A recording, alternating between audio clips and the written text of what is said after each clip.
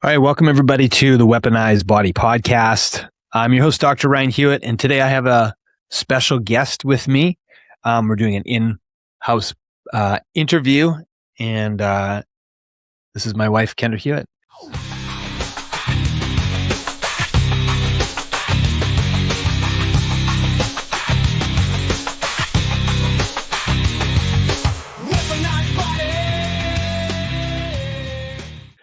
So, Kendra, welcome to the Weaponized Body Podcast. Thank you for having me. So, today our thought was, so there's a lot of content that I cover that it applies to both men and women, but a lot of times more so the men than the women. And what I thought is I would have my wife Kendra here today to speak from her experience, from somebody who has done some optimization with bioidentical hormone therapy as well as peptide therapies that has been managed both, through Weaponized Wellness, but also through our medical directors. And, Kendra being a mother, a wife, and somebody who's in now her mid 40s.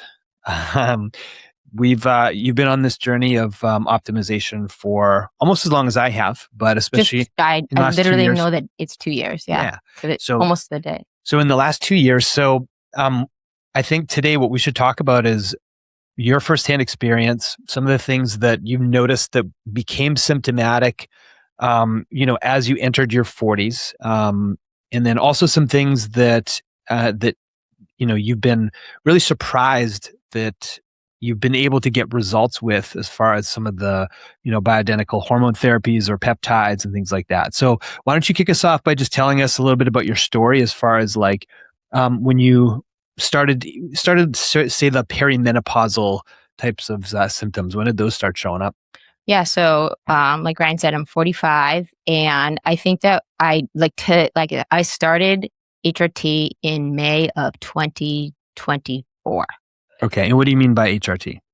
So bioidentical. And here's what bioidentical what? Hormone replacement therapy. Which ones?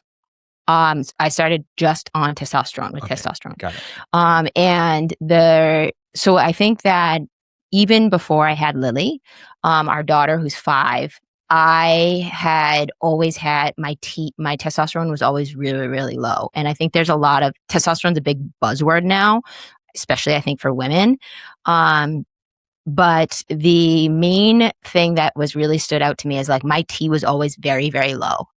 Which we understood was due to adrenal fatigue, stress, overtraining,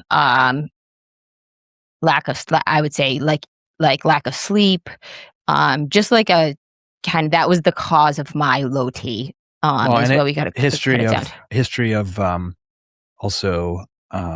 What do you call it? The pill, right? So yep. So contraceptive. Yeah. So I was on the pill from the time I was 16 to probably 28.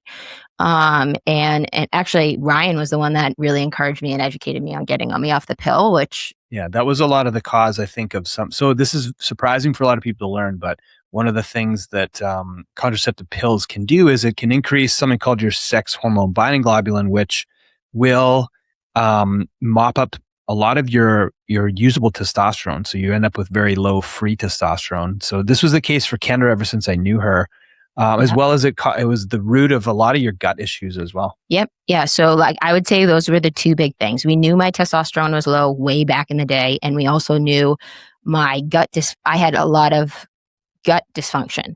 But the challenge is it wasn't until now, recently, when you started your own journey with hormone optimization, that my eyes were kind of open to what I had now solutions to provide for myself that I didn't have in the past. And I was very slow to kind of adapt to that. What were some of your symptoms that you noticed from low testosterone? Yeah. So the reason that I say that the biggest thing was, I think that a lot of people and I get these questions from women all the time, so that's why I want to make sure I cover it in depth, is that a lot of people think testosterone has to do with sex drive, which it does.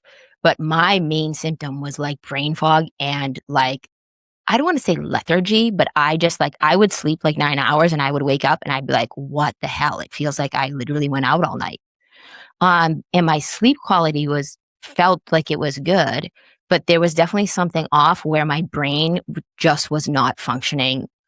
And I started to really see a shift, which put me down this rabbit hole. Is I'm a person that like, I love to read like root cause. Like that's part of our relationship has been a really powerful thing, is that I always know that you and I are on the same page of let's get to the root cause and not treat the symptoms. Let's get to the source. And I think that a big thing for me was that was the main reason. I was like, if I got this up, if I boosted my testosterone, would I feel a change in my brain function? And brain health for me has always been something important to me because, well, first of all, at that point, I didn't know I had ADHD. And I've since gone down the rabbit hole of the change of when your hormones shift and you also have especially if it's undiagnosed, which is very common in women, you start to feel it differently. So the big main thing for me was focusing on like the brain fog. Like that was something I was very concerned about. I have a history of Parkinson's and now Alzheimer's in my family. So it highlighted it even more that I really wanted to get a handle on my brain, my brain function. Get a handle on your brain. Yeah. So the testosterone therapy helped you with your brain function, is what you're saying? Yeah. I mean, when we first started, I started very, very slow. I know Dr. Lori, who is our medical director. She's amazing at this. She likes to go low and slow, meaning lower dose, slow, see how your body adapts to it. So I started with a testosterone cream.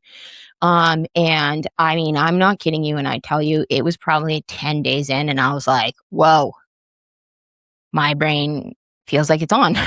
Mm. I feel like I'm not working so hard at it being on. And that was kind of the catalyst that kind of opened my eyes of like continuing these options. Awesome. Now, testosterone is not the only bioidentical hormone that you take. I think progesterone is another one.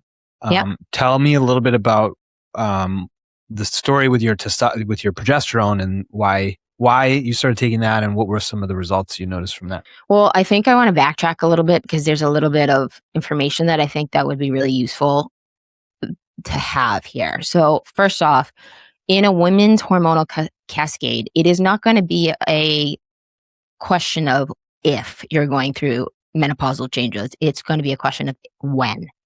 So in the cascade, how I've learned it, and you can correct me if I'm wrong, but this is what I definitely felt for myself, is typically if you look at the cascade of how hormones start to drop as you go into the menopausal phase, number one is going to be looking at testosterone, but that's now just becoming a thing. The second one that's going to start to wane is going to be progesterone. So that's where I'm at right now, where I've added progesterone.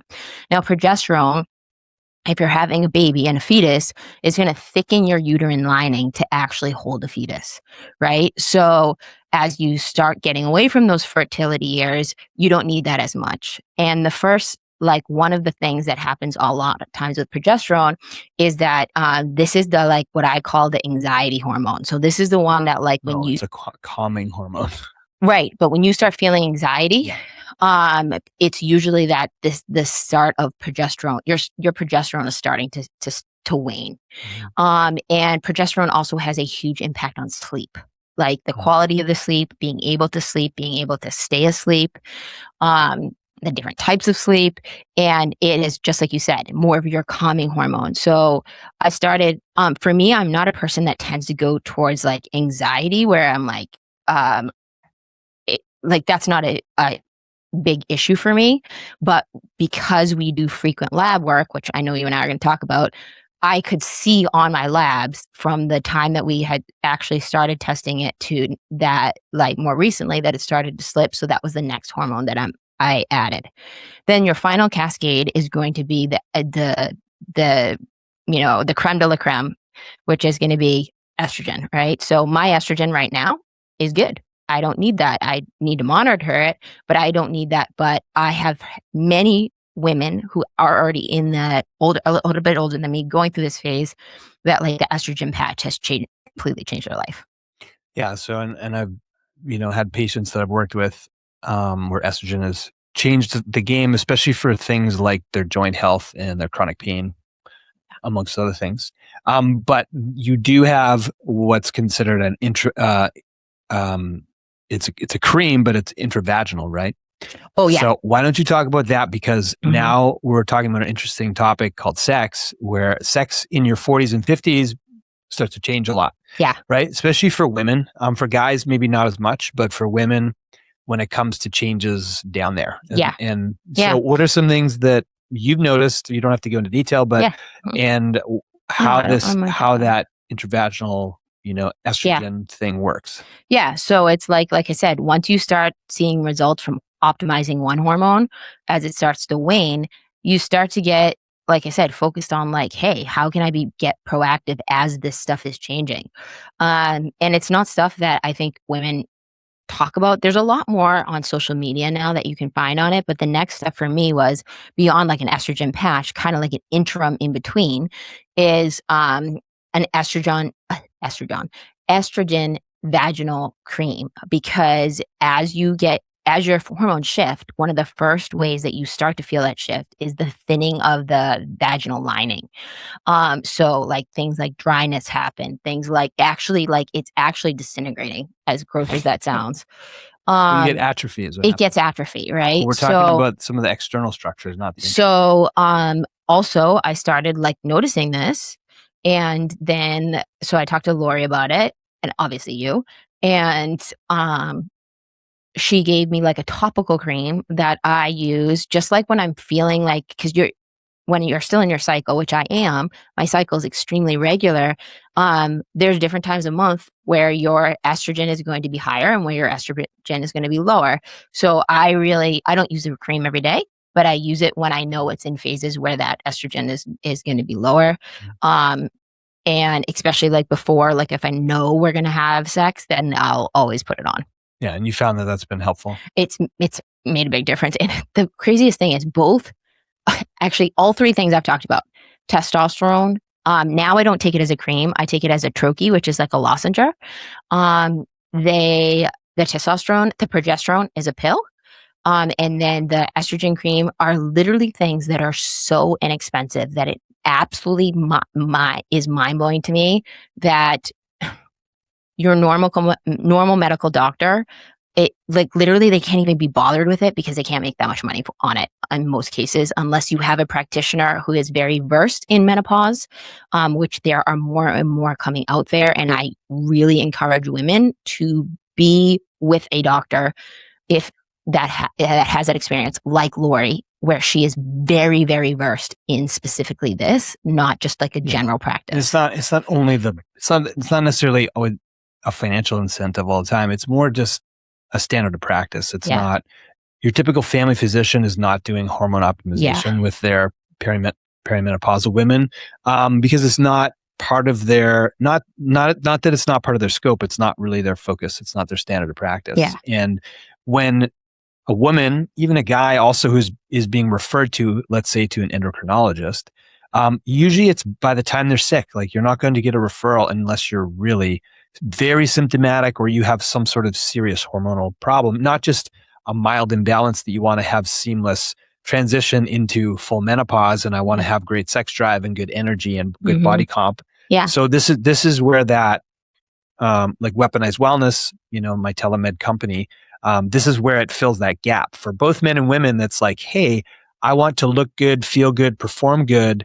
And my doctor doesn't really recognize that they can help me with this, nor am I sick enough to get a referral to a specialist. Because they're not looking at the proactive. They're looking at, especially in women's health. And this is where I have to digress a little bit because I think this is really important. The old study on hormone replacement, bioidentical, not even bioidentical, hormone replacement therapy, the old study that was done in 2002, the women's health study, that was done in 2002. And there are a lot of very, very high level practitioners talking about this, about how they have just completed the first, it just ended, I think, in 2025, where they are reversing a lot of what was said in that study. And a lot of people that, if you're not listening to like medical doctors like I am, or like practitioners like you, Ryan, they are getting information based on a 2002 study, which first of all wasn't even done on a fair group of women. So they weren't even in, some of them weren't even old enough to be going through changes. It's a whole rabbit hole you can go down. But what I'm starting to see is this is becoming a huge, huge conversation. And a lot of your traditional, older practice people, again, not just financially, they're just going back to that old study because they have not been versed in the new study that was just completed that has completely reversed a lot of this information. So this is why you want to be really proactive. I'm telling all my girlfriends, which I have a ton of girlfriends going through it, is listen, seek out person who has, really, really good information that they're looking at the new information and what actually has happened with these new studies rather than this old outdated stuff and still giving their recommendations off of that. Yes. I want to ask you about something else. So you look amazing. Thanks, babe. You are amazing. You're in amazing shape. I want you to talk about how hormone therapy has influenced your body composition, your fitness, how your joints feel, all that kind of stuff. Yeah. So this has been a couple new things recently. And I think that also this is really important to say. A lot of people have been asking lately, oh, you what are you doing different? And there's a couple things that I've done differently. And one of the big things I think that is really huge to say is that I spent the last 2 years with this hormone therapy building muscle mass. And people always ask me what's the number one thing? And I think a lot of people want to go right to the hormone therapy and be oh, it's because she does hormone therapy. People say that about you a lot too. Oh, he looks like that because of that. And it agitates the fuck out of me. Because it's no, I looked at my body analysis from last year to this year, just recently. And I was in 2 years, it took me 2 years to put on 5 pounds of muscle at my age. I mean, that's aggressive too. That's working at it, right? That's eating, because you can't put on muscle without eating. And I think there's a lot of confusion for women specifically. It's getting even worse in my opinion, where people are listening to influencers and oh, she looks like that, I want to look like that. Or in my case, they're oh, what have you been doing differently? You've definitely stepped it up a notch, which is true. I have done that, but I've done it very focused. And this has been 12 weeks of work of the actual leaning out a little bit part. It did not happen overnight. And I said, the building muscle part happened over the course of 30 years. Yes. And this is where I want to say that is it's because I built before I leaned out. And I think that there is a lot of... you didn't just build for 2 years. You've been lifting weights since you were how old? But I would say that I look at my delivery of Lily when I had to recomp my body, right? Yeah. So from being pregnant to, losing the initial weight to then recomping my muscle mass, because I lost a tremendous amount of muscle when I had Lily. When did you start lifting? How old were you?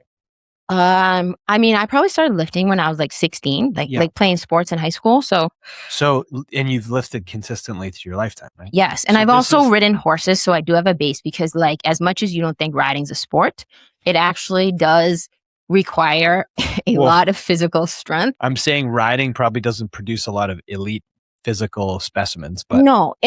But here's the thing, the takeaway of what I'm getting at is that people, people are saying that there's no overnight success. That's what I'm saying. Sorry.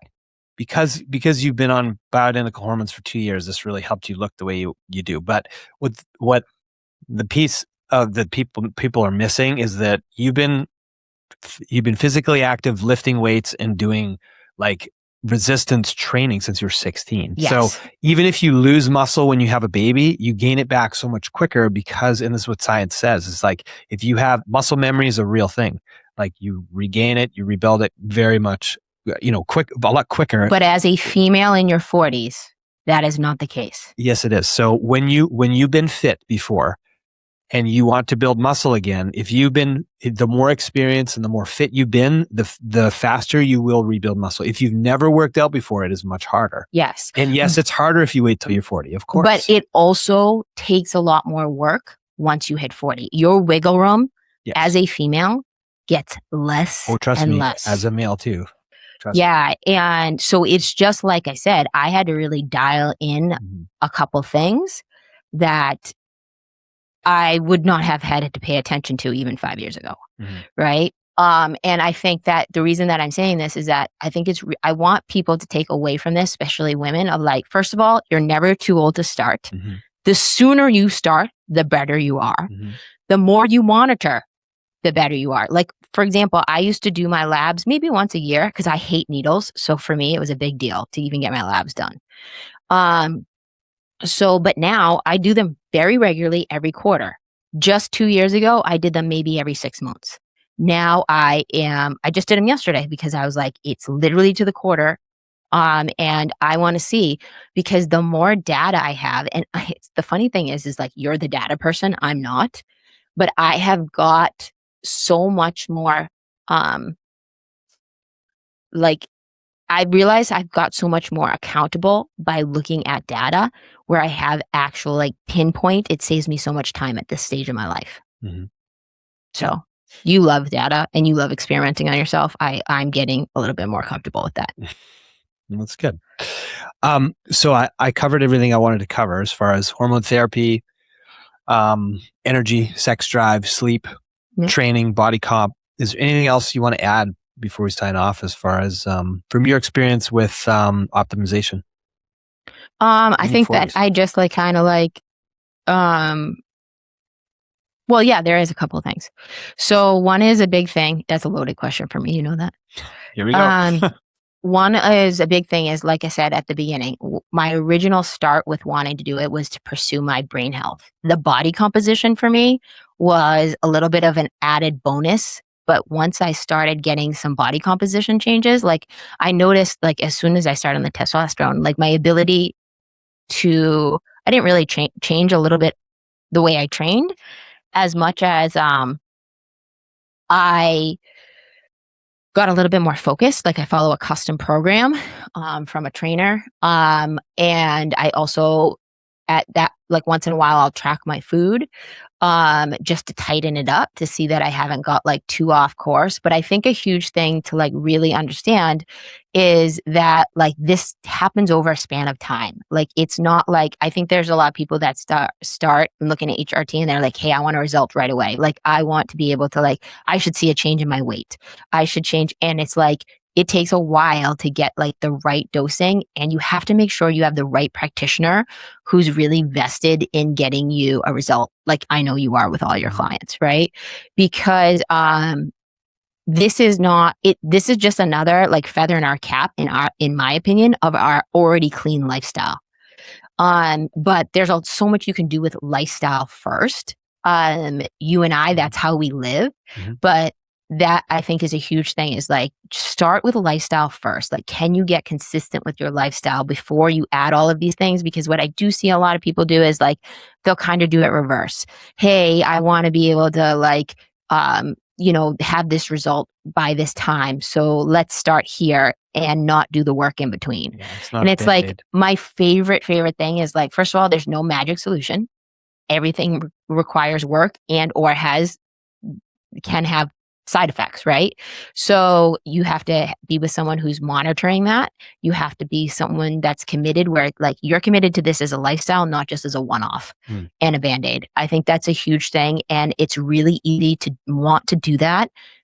If you are like me, I really monitor my social media, like who I follow, who I listen to, but also in your peer group and also in the people you surround yourself with is really important. Like I don't hang out with people that are going to sit on a beach and drink all day, because that's not what I do. I think actually, back to a good point, one of the things you and I cleaned up this year is we've been doing a lot less drinking. I can count on two fingers. Two fingers. The last time I've had a drink since January. And I can live very easily without it. And it's like, you have to get a little bit honest on what's the outcome you want to reach, but also where you're currently at for you to be able to make a shift and make this a lifestyle. Yeah. For some people it's addition. For some people it's removal. Subtraction. Yeah. So yeah, but I like your point of, and that's something that I am very focused on, is making sure we lean in with lifestyle first with everybody Yeah. before you try to, put a hormone into the game or a peptide or something like that, Yeah. because then it's like, like you're saying, it's not really getting to the root cause of problems. You're just treating something with a Band-Aid. So, Yeah. I think that's a powerful message. I appreciate you coming on the podcast. I think this was really valuable, especially for all the women listening out there. You're beautiful and amazing. I appreciate you. Thank you, babe. And thank you all the listeners. What else? I feel like you should encourage people, like if they listen to this episode and they have questions, reach out to you. Because like I said, I think where can people find you? Really reach out to you. I'm KendraHewitt.com. And then you can, you can find me on social, and like, honestly, if you listen to this, like, I don't care if you're a friend of Ryan's or a listener or just a patient, whatever, I'm always like open. Like I said, I'm really, I have a lot of men clients that want their women to get blood work, and so I think it's nice if they have like a resource of somebody who has already experienced doing things like bioidenticals and peptides. And I think like, that's where I wanted to end. Sorry, I know we're not done yet. We have 4 minutes. I think a huge thing too is that recently, like some of the things that I've noticed and had a personal experience. I had a friend that was sharing this. He's a trainer. He's been a trainer. He's been a bodybuilder, fitness person his whole life. And he was sharing this with me that I thought was really interesting, is he was saying about how he's never had to like lose a ton of weight, or like fitness has been his lifestyle. So it's really hard for him sometimes to relate to the people that he's helped lose 100 pounds. But he was talking about how the side benefit of being like, that's been amazing, is the confidence that people have when they take care of their health. Like they overhaul their health. And for me personally, I love those stories of like, hey, this person, like my aunt's one of those people. Like my aunt Denise is literally 75 years old, and she literally has lost 100 pounds. I saw her at the gym She this looks morning. better than I have. We both run into her at the gym. She works out with a trainer. I'm so proud of her. But it's like those stories make me like really excited to do this work. But I do have to say this. I'm at this place where even this has changed. The hormone replacement has really changed my life. It gave me my life back, even though I was starting from a really, like I said, pretty advanced baseline, right? Yeah. So imagine what it can do for someone that literally is starting not from an advanced baseline. So, but regardless of where you're starting from, it's never too late to even look at this or start it. And I think a big thing for me is that like we've had this part of our company for 2 years now. And as I said, the personal story a little bit is like my mom has Alzheimer's, and back to my original reason of wanting to do this was the brain health. And one of the things that is absolutely mind-blowing to me is I'm starting to see the correlation between brain health, hormones, in a way I've never seen it before. And I think that our company, like this is going to change our lives and also a lot of other lives. So I just encourage people to like, wherever you're starting from, like it's really good to even just start with labs, get them looked at, and to book that with you. Awesome. So go to weaponizedwellness.com. You can check us out there, and all the contact is there too. And I appreciate all your listeners. Please like, share, and I'll see you guys next time.